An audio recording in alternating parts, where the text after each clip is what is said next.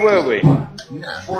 We have to have you here with us next time, so that you cannot run away by these electronic devices. I blame technology. Always blame technology. Anyway, what I talked about very quickly, just to bring it together, and then maybe you can ask some questions for the next 15 or 20 minutes, is firstly talking about the Middle East, the ongoing problems there. Secondly, asking the question as to where this crisis in the Middle East ends. Then to ask this next question about, will the crisis in the Middle East increase levels of terrorism, or will it in fact increase the possibility of rapprochement with the United States and Iran? I then looked at the United States, saying on the one hand that it's got great power, but on the other hand, it doesn't want to lead at the moment. It's very anti-leadership, it would seem, for the time being under Obama, in spite of all the efforts to try and get Obama to do something over Syria and something over the situation in Iraq. I then briefly mentioned the Russian crisis and what's going, and my general view on that is that I think it's neither good for Ukraine nor for Russia or indeed for European security. And I think in the end everybody's going to come out of this, if it continues, I think in a worse place than they are currently. I then just want to say something quickly about China. China is number one. Everywhere you travel in the world today, people talk about China, the rise of China. I think some of that has been exaggerated. I think the rise of China narrative has been overdone. Although nonetheless, its impact on the world economy has been great. It's still, however, a developing country. Over 250 million Chinese are relatively poor. And China still doesn't have all the capabilities of being a great power. It has great economic weight, and it's big, and it buys a lot of iron ore, and it will have a big impact on other people's markets. But it's not a global leader and doesn't pretend to be one. Although, let's then get on to the second part of this, the rise of China in Asia is creating very great disturbance, very great fear. We've seen riots in Vietnam because of fears about China, conflicts with Japan, conflicts with the Philippines, conflicts with Malaysia. So therein lies another source of opportunity, but also a possible sense of genuine conflict in the region. Finally, on Europe, I've just come back from Rome. I was traveling to Italy, a country I love. I've just come back from Athens, where I have to say the mood in Athens is certainly very gloomy, very downbeat, very pessimistic. And I'm now in Norway, where nobody thinks there is a crisis. And basically what it suggests to me is that there's two Europes. There's a north and there's a south. We used to talk of the north-south as if the north was the developed world and the south was the third world. Now, in a way, we've got a north-south divide in Europe, which I feel is extraordinarily problematic. There's also a larger question I discovered when I was down when I was certainly in Greece and to some degree in Italy, of what I call a rising feeling against Germany and fear about Germany, is Germany taking over Europe. The way I see it is the other way around. It isn't that we have too much Germany in Europe, we don't have enough Germany in Europe. In other words, Germany doesn't quite know what to do with its power. It certainly benefited from the European Union, I accept that, and from the euro. And I do think there are policies being pursued which are deflationary. But nonetheless, I still hold out the possibility of Germany. The problem with Germany is not that it's got too much power. The problem with Germany, it seems to me, that it doesn't want to express any power. It doesn't want to lead. And in a way, I think that is an issue. And at the current moment, we also have a large amount of Euroscepticism in Europe.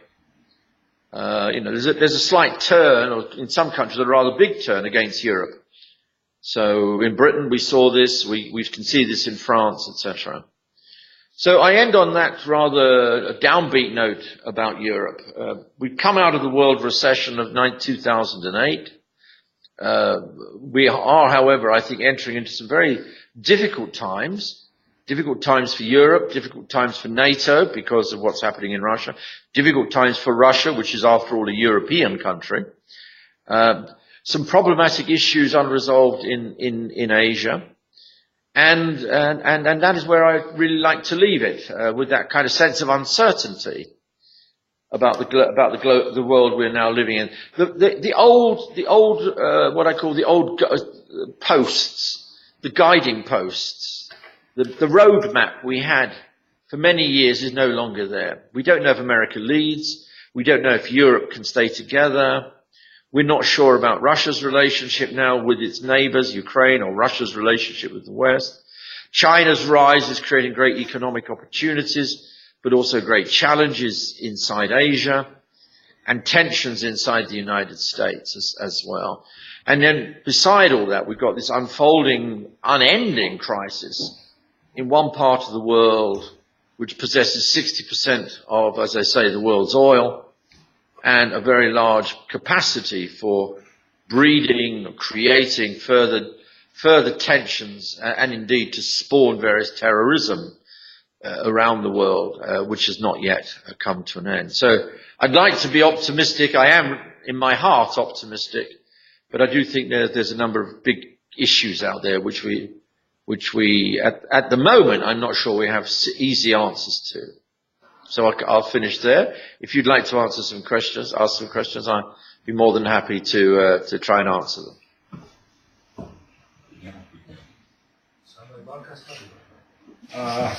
The first question is, what is a piece of advice for Balkans? I hear from the audience.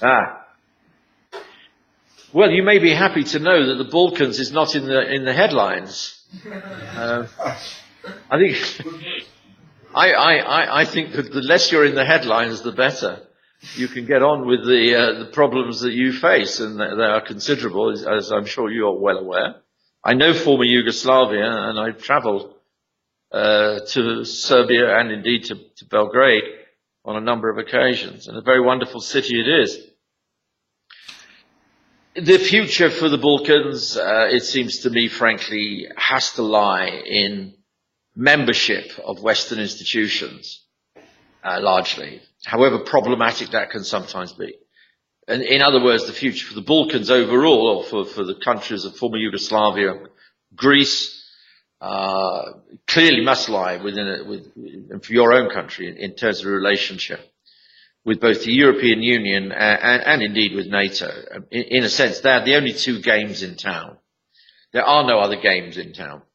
No country can exist and prosper and have security outside of a European Union, which admittedly is going through some difficult period, and a NATO which is trying to refocus its position.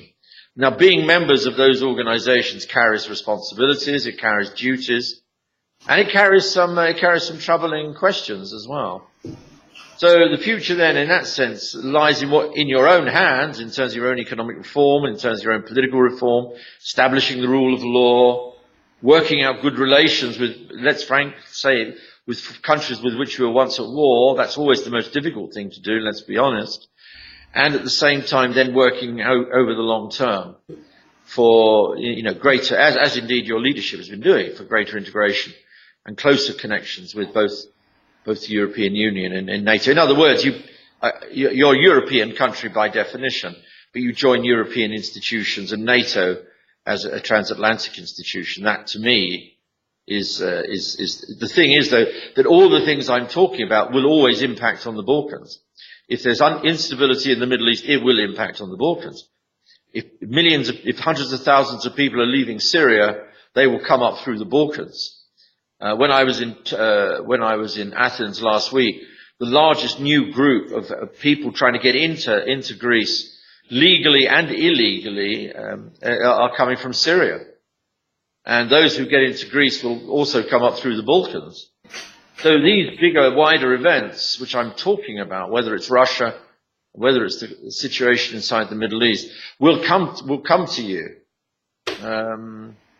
You may want to avoid the troubles in other parts of the world, but other parts of the world's troubles will always find you. And I think, and that in a way is why membership of these wider organizations, as I say, NATO, the European Union, whatever the problems politically it will present, and EU is not in a great state at the moment. nonetheless, that seems to me the future for your country and indeed for the Balkans overall. And how probable to you is the strategy that we sit on two chairs with the good ties to Russia and at the same time maintaining a good relationship with the EU? Well, I see no contradiction in that personally. To me, this is not an either-or question.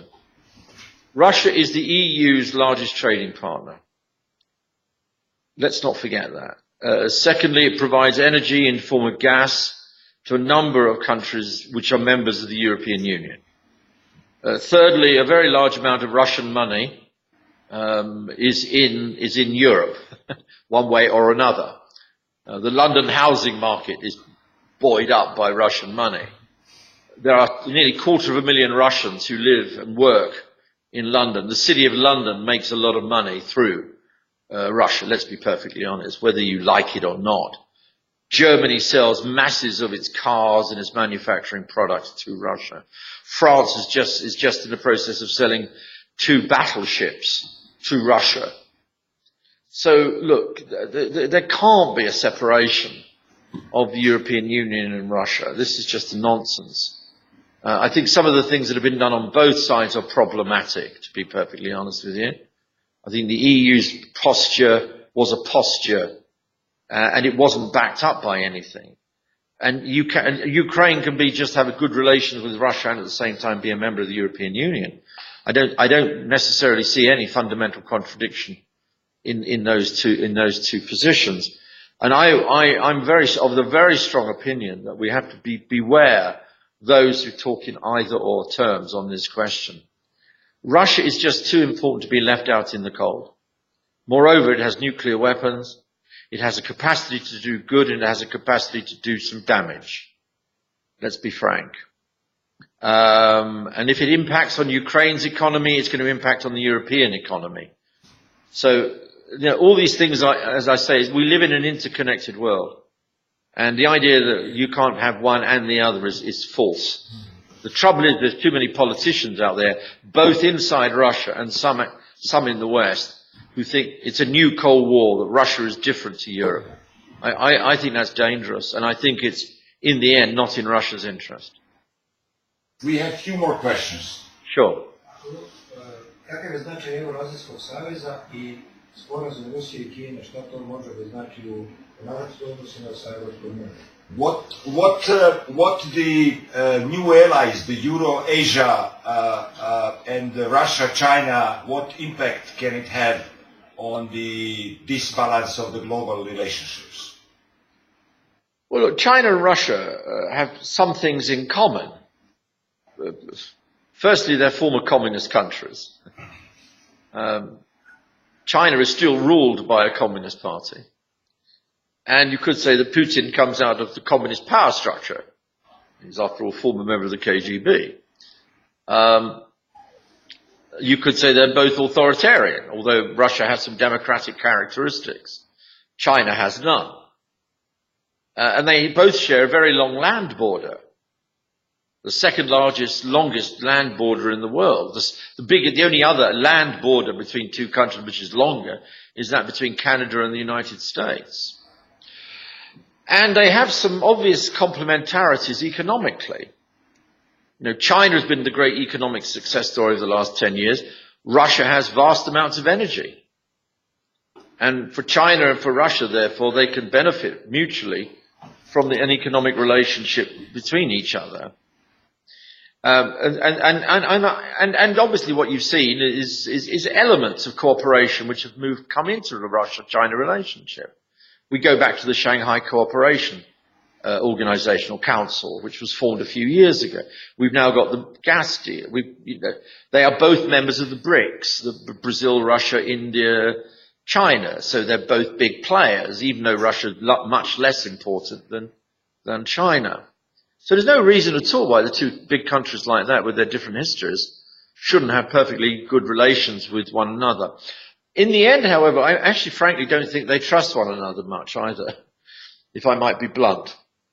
There is a long history in which they've also been in conflict with one another. Even during the Cold War, remember, they broke away from each other. They were fundamentally opposed to one another during the Cold War. And there was even a near war between China and Russia in 1969. And they were split as communist countries for the better part of 25 years. So there's a long history of antagonism there. Let's forget that. Secondly, Russia has what I call China envy. China envy. What that means is China's been hugely economically successful and has been growing for 25 years. And Russia, except for the last few years, has not been growing. And so the economic imbalance between the two is clear. The Chinese economy is 4 times bigger than that of Russia's. Its population is 1.3 billion. China's population is going down still. China also, one final point I'd make here, China is also very cautious, sometimes in ways that Mr. Putin is not being cautious. China is extraordinarily cautious when it comes to the United States. It sees the United States as a rival, but it also sees the United States as a partner. And that rivalry partnership between China and Russia is well established, particularly the partnership side. We often talk about the conflict between China and the United States. Don't forget, they've been partners since 1972. In other words, they've been partners for nearly 40, coming up to 50 years soon. And they've got a lot, therefore, which is riding on the good relationship being maintained between the two. And I don't think China will ever, sacrifice that relationship for developing what you might call a new bloc, a geopolitical bloc with Russia, closely connected in order to balance the United States. So relations are possible, yes. Will it lead to what you might call a new geopolitical relationship like a NATO? I personally don't think so, no. Is there any other questions? Can we shoot with the last question and then we can yes, close? Please. I can go to dinner then. Yeah. How do you predict the probability of the larger scale geopolitical mess, such as war that is bigger than a small war like we have a little bit in Middle East or a little bit in Ukraine? Well, let's just, in some areas we're doing very well. We're doing very well. There are more democracies in the world today. People's living standards are generally better now than they were 50 years ago. And great powers don't go to war with one another. We're not going to have another Second World War. In that sense, my father's generation, my grandfather's generation, who lived through 2 wars, the First World War and the Second World War, and I lived through a 3rd war called the Cold War. I don't think we're going to see that. And in that sense, you might say life is getting better, or at least it's difficult for some people to see that, and I can understand that. People who've gone through the terrible experiences as you have, or people in the Democratic Republic of Congo in the Middle East, all they can see is disaster. All I'm trying to point out that in the wider world, there's much which is also very good. We have strong international institutions, much stronger than we sometimes admit. NATO is still very strong. The EU is still very strong. We still have a UN. We still have all sorts of other institutions, the International Criminal Court. We have the World Trade Organization. We're loaded down with what I call pretty good institutions. So I think we've got to be a bit careful of overdoing the pessimism. If we think historically, then we can say that, we've come through a terrible 20th century. So, 2 wars, 1 world war, two world wars, 1 Cold War. And 25 million people dying as a result of it. And then some of the consequences of the end of the Cold War, the collapse of communism, which you yourself experience very readily, where you live in your part of the world. So I don't want to sound naive and overly optimistic, but I think we've got to get the balance right. Nonetheless, that said, there are at least 3 big questions which remain unresolved. One is what's going to happen to the Middle East. It won't go away. As I said earlier on, even if you want to ignore the Middle East won't ignore you. With 60% of the oil there, the source of terrorism. 2 of the great divide between Shia Islam and Sunni Islam. Potential great divide between Iran and Saudi Arabia.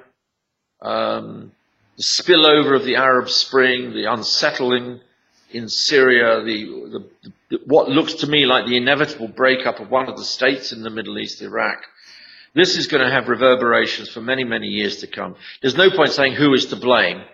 The question is, this is where we are. And without some coordinated, coherent response to this, we're all going to be badly affected by this, not just economically, but also politically and in terms of our security. The second big question, it seems to me, and I wasn't saying this 2 years ago, but the second big question to me is what happens to Russia. Russia is, after all, still a very large country. It lost everything in 1989. It then lost the USSR. It went through 10 pretty tough years in the 1990s. And in some senses, Russia is back. I can see that. And I can actually understand why a lot of Russians prefer Putin to Yeltsin. You know, their living standards have improved. There's a sense of, even if it's only done on the back of gas and oil, there's an improvement, which has happened in living standards. And there's some sense of Russian national purpose, if you wish. Nonetheless, you can't have security if you make everybody else around you insecure. And particularly when you make a country with a history of Ukraine insecure.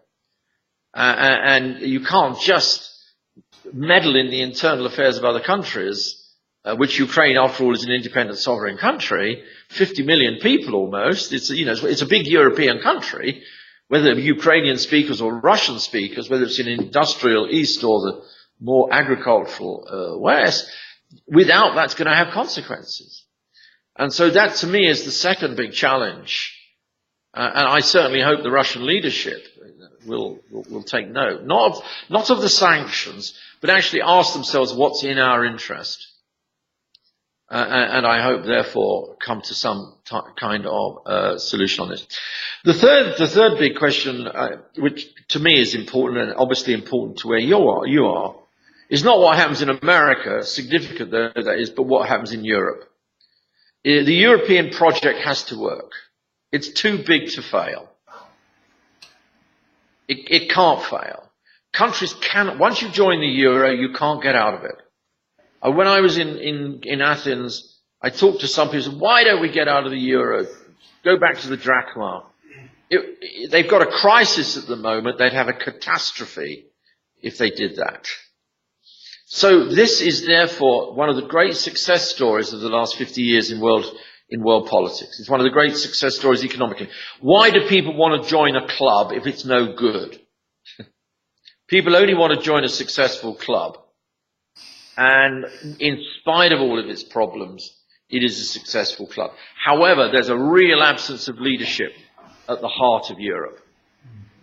And there is growing Euroscepticism. So those will be the three big challenges going forward, I would think. And I don't think they're going to bring us to a world depression.